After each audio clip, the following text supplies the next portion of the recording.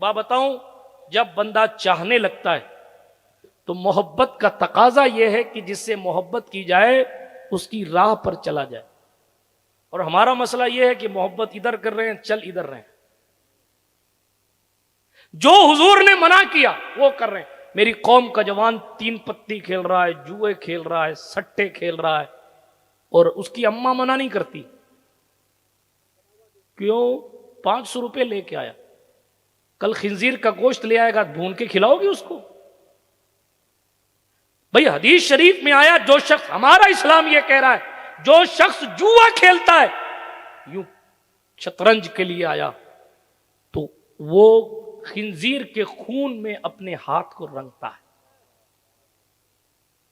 مگر میری قوم کی مائیں یہ نہیں پوچھتی کہ بیٹا یہ مال حلال ہے کہ حرام، لایا کہاں سے، بلکہ اس کی مینٹلٹی اور خراب کیا، پیسے لا پیسے۔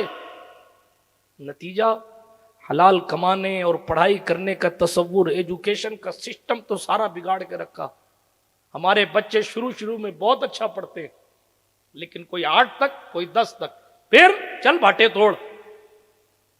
پیسوں کی ضرورت ہے، اتنے سال صبر کیا، 5 سال اور صبر نہیں کر سکتے تھے؟ اتنے سال صبر کیا، 5 سال اور محنت نہیں کر سکتے تھے کہ 5 سال میں جیسے تیسے روکھی سوکھی کھا لوں گا، مگر میں اپنے بچوں کو ضرور پڑھاؤں گا۔ یہ تو دین تھا۔ یہ علماء بیٹھے ہیں، آپ ان سے پوچھئے، جب اسلام کی پہلی جنگ ہوئی بدر کی، تو اس میں کچھ دشمنوں کو قید کر لیا گیا۔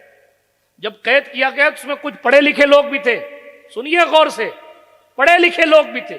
تو حضور علیہ السلام نے فرمایا جتنے ایجوکیٹڈ لوگ ہیں، ہاں ہے، سرکار نے فرمایا تم سب آزاد ہو، ایک شرط کے ساتھ۔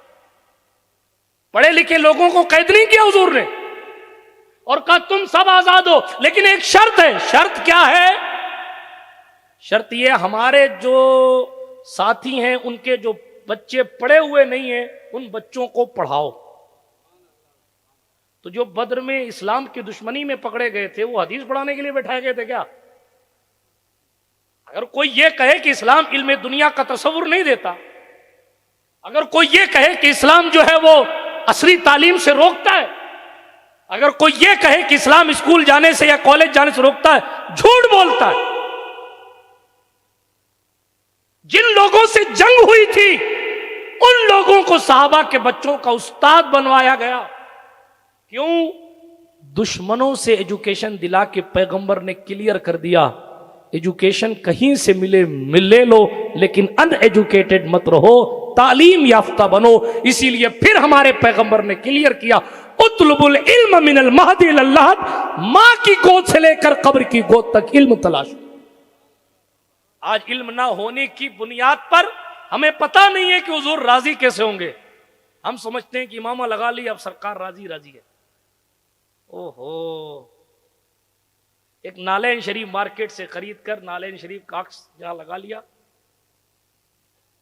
جیسے چمچماتا رہے گا ویسے ہی جو ہے ہم بھی چمچماتے رہیں گے، اور ہم یوں ہی عاشق رسول بن جائیں گے۔ پہلے نالین والے کی تعلیمات کو اپنی زندگی میں لاؤ، پہلے نالین والے کی زندگی کو تو پڑھو کہ ان کی زندگی غریبی میں بھی کیسی گزری ہے۔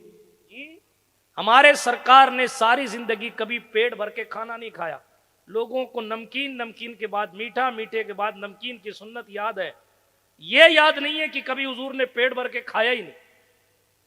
صاف کرو، صاف کرنا سنت، صاف کرو، صاف۔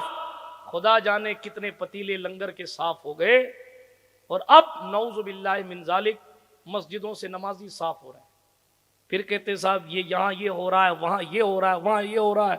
تو ادھر ادھر کی نہ بات کر، یہ بتا کہ قافلہ کیوں لٹا؟